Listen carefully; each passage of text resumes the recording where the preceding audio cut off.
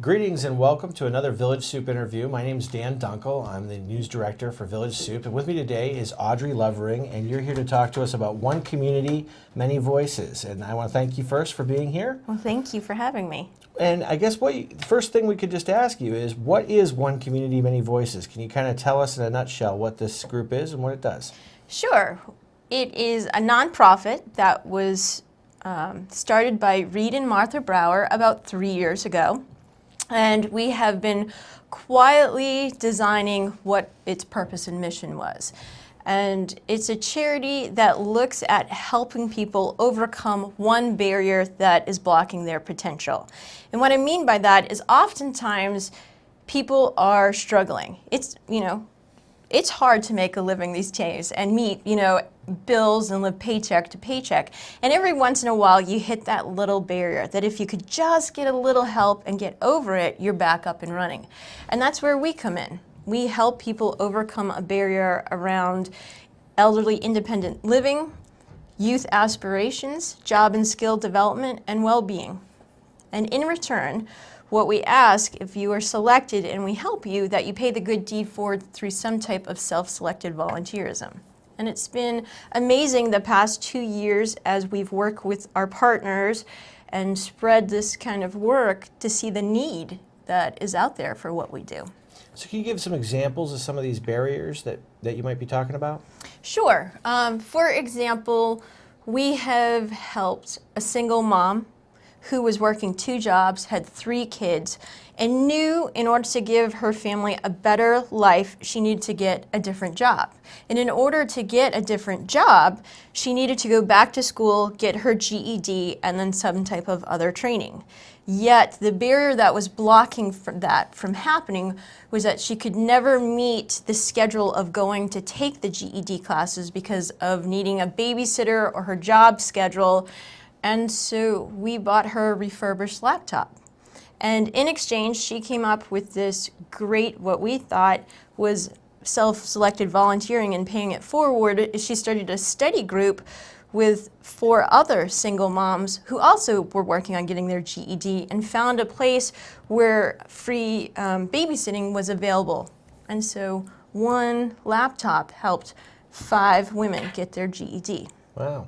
And childcare is kind of an ongoing issue around here. You need to work to make a living, and then half the time your childcare is going to cost almost all of what you make if you're just, especially if you're a single parent. Right. Childcare and transportation. So we've found through our job and skill development, we in 2019 are about to start a new program that we call Keep Families Mobile and Employed. Because if you're living paycheck to paycheck and your car goes wrong, new tires, new brakes, that's pretty difficult. And unfortunately, most garages don't take a payment plan. So if you can't pay to get your car fixed, then you can't get to work. If you can't get to work, you lose your job. So that's where we've been able to come in and help some people with some of their expenses to keep them up and running. I can relate to all of that. Yeah. There were definitely tough times in working and keeping your job going. When did this community, you said 3 years ago this started. Can you tell us a little bit about who's involved and how many people are involved in this? Well, it really started back with Martha and Reade Brower wanting to give back to Knox County and the Mid-Coast.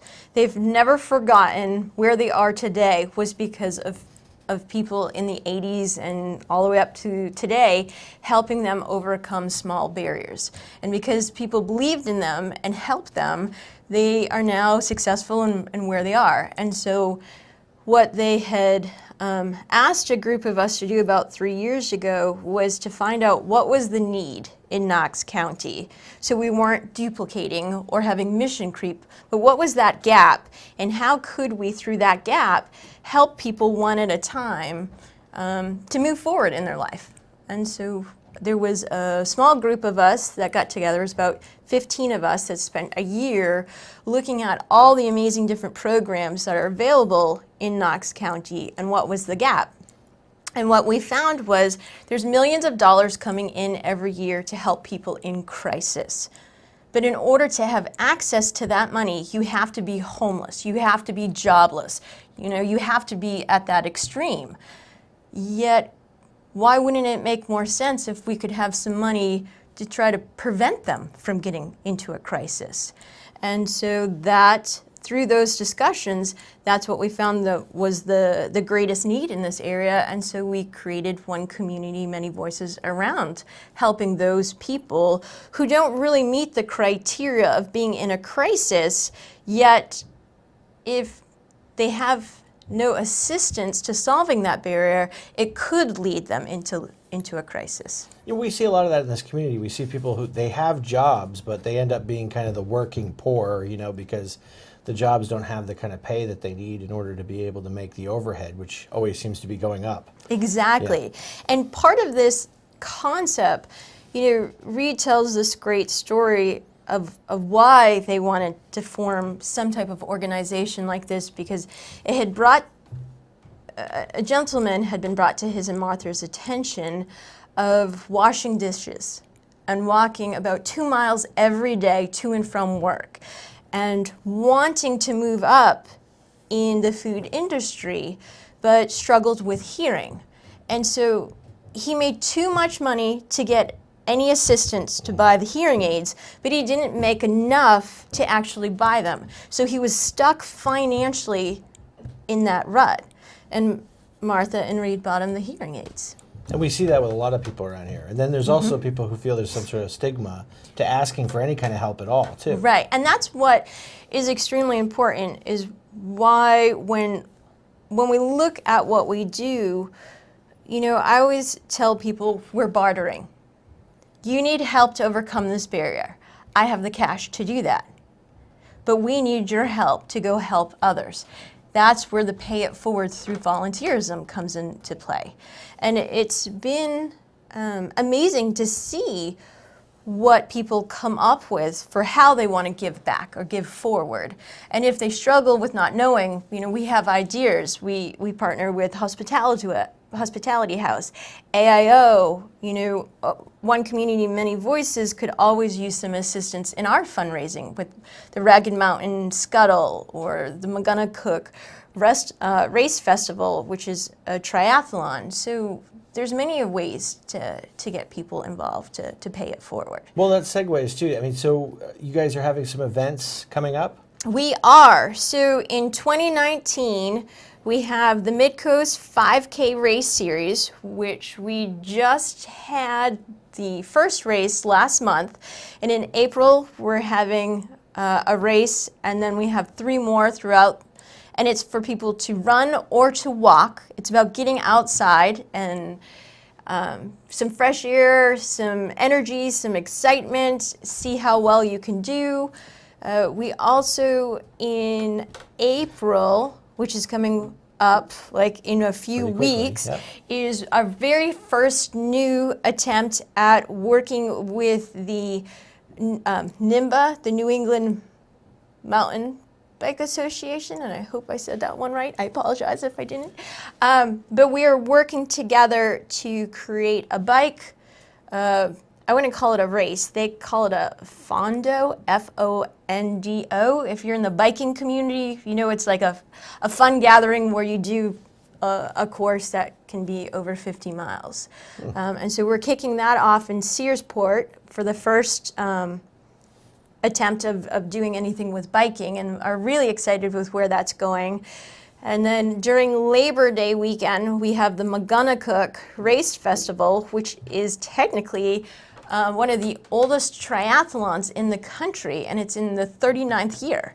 So we partnered with them about 3 years ago and have been helping. And then our major fundraising event is the Ragged Mountain Scuttle, which takes place at the end of September. And that helps us at One Community, Many Voices fund to help people, but at the same time, it helps the Knox County Learn to Ski program at the Camden Snow Bowl. Normally, there's about $4,500 every year we're able to put into that program to help kids ski. So it's kind of combining some of Reade's loves. He loves running and he loves being active and athletics. And he also likes this idea of paying it forward, and he's always talking to us about that. So I guess we can have the kind of full disclosure that I also work for Reade, so that's part of this. But yeah, I'm hoping sometime like he loves drinking wine just like running. So I'm trying to figure out a fundraiser around that too. Yeah, since I'm not a runner. Some of us don't want to run. Right. Yeah, that definitely sounds very interesting. Yes. Yeah. So, and I think, going back to the concept of paying it forward, like you said, most people we help are hardworking mid-coast people who have more than one job, and they just have found an obstacle that they can't quite get over. And for us, with the concept of paying it forward, it really goes back to helping that individual because they're proud.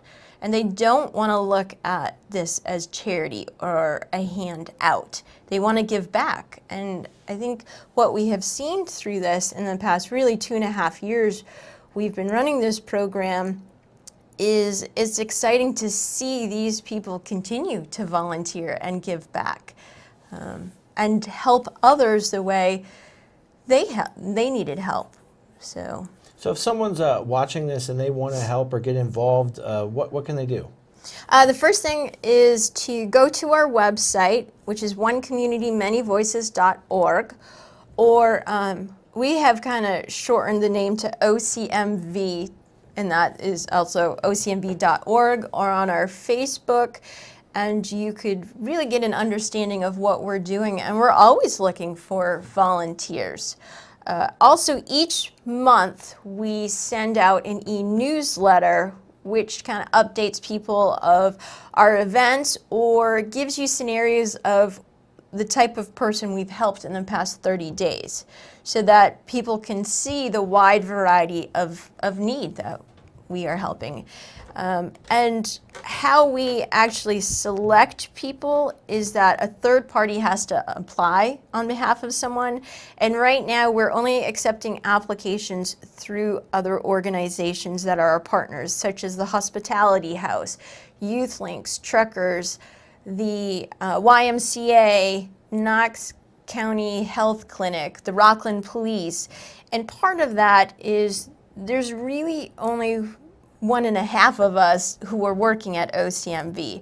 And so we utilize our partners to kind of do the vetting, and they know what type of criteria that we're looking for. And so that's how. What about like a regular community member? Like let's say I see an elderly neighbor who's struggling with something, and they basically have this one, they need a wheelchair ramp or they need a, this one obstruction like you're talking about. Can I nominate them to your organization, or do I need to talk to one of these other partner organizations first? We ask, and that was a good point. We also work, and on our website is a list of all our partners. Like we work with MCH that does elderly independent living and Meals on Wheels. And so we ask people to talk to them first because they have resources. And so that is part of the vetting, that they may have services that people aren't familiar with that could actually help with the need. And then if there isn't, then they bring the need to us. So it's kind of a two-prong approach to. It also sounds to me like we're kind of at the beginning in the early phases for One Community, Many Voices, and this may grow into a larger organization over time. Exactly. We have been very quiet and incrementally growing because we need to be sustainable.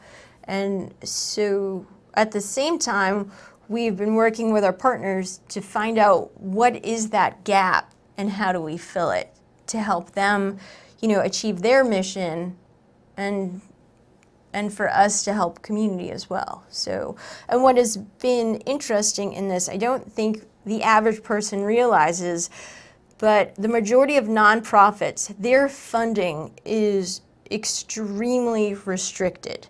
They can only use it for certain things. So if they have federal money or state money or even private foundation money, there's criteria and goals and rules that they can use that for and what they can't use it for. And that's where we come in with partnering with them.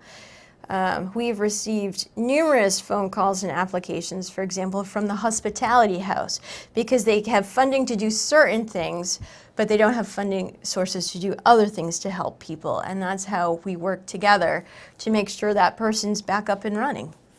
And does One Community, Many Voices also have some of these same restrictions? No. What is great with this is because how our funding works right now, and this is why we're ready to kind of talk more to the public, is when it comes to our operational costs, Reade and Martha Brower are funding that. And part of the vision is once we, in about a year or so, you'll see more about our for-profit arm. Because if you ever worked with Reade, it's always a little complex than most. Oh, and yes. Yes. But so what we have envisioned, if you think of Paul Newman started making salad dressing and selling it to support the charities that he loved, that was near and dear to his heart. So his for-profit arm helps fund his nonprofit. And that's similar to a model we plan to create, is that we plan to have a for-profit arm that will be able to cover the operational costs of the nonprofit, so that when people make a donation to One Community, Many Voices, 100% of your donation is going directly to help that person. And that was really important to the Browers to make sure that happened. Because oftentimes, when you look at large organizations, a good chunk of the money has to go to operational costs. And they wanted to figure out how to get more money to helping more people with... Right, that's the constant struggle of the nonprofit world. Yeah, and so because of that, we do not have the restrictions that others have. Is there a product or business that the for-profit arm might be doing? Yes. Are you able to tell us anything about that yet? So we will come back at a different time and Okay. tell you that, because I would say in about 3 months we should be able to tell you how we're launching and have a website and show you some products. And it's around the whole concept of supporting local and finding products that go with our mantra of helping people and having positive energy. And I think when you look at One Community, Many Voices, one thing that we do is that if you've ever been in that predicament where you've got this one barrier and you can't figure out how to solve it, you know, it eats away at your self-esteem. It eats away at like succeeding. And once you get over that, it does something again to your confidence. And so part of what we're looking at with the for-profit goes along with about feeding your soul. And so the work we do isn't just about giving someone some money to overcome a barrier. It's getting them back up and running and feeling good about themselves.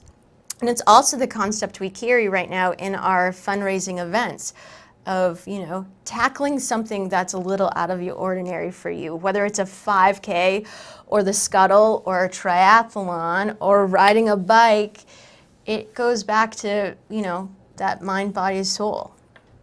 Okay. And so that's what our for-profit arm will also be reflecting. So we're meeting and talking about this in the process of an evolution of an idea. So Yeah. I look forward to talking to you again about that at a later date. And I want to thank you for being here today. Thank you for having us. And again, if anyone is interested, you know, please go to our website, and we need all the help we can get. So. Okay, great. And thanks for watching, and check out all of our videos on either knox.villagesoup.com or waldo.villagesoup.com. If you go up to the tab that says Watch, you can scroll down to Behind the News and you can see other interviews.